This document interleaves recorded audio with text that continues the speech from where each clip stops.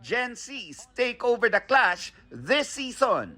Last week, ipinakilala sa Kapuso livestream ng Behind the Clash ang 24 na teen clashers na makikipagbakbakan sa biritan. Mas makikilala ng Kapuso viewers ang kabataan ngayon through their talents na ipapakita nila sa The Clash Teens. Ang mga nagbabalik na host na sina Julian San Jose at Raver Cruz, hindi na rin maitago ang excitement sa bagong bihis ng one of the top rating singing competitions ng bansa. Actually, first time ever to sa history ng The Clash na magkakaroon ng teens.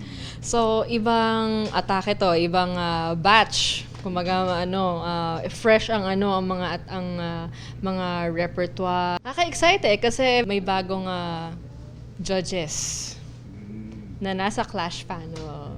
Excited daw kasi maganda rin maipakita yung boses ng mga kabataan and kung gaano sila kagagaling and kaka-bright yung mga future nila as singers kasi ibang skill level din pagdating sa mga teens eh.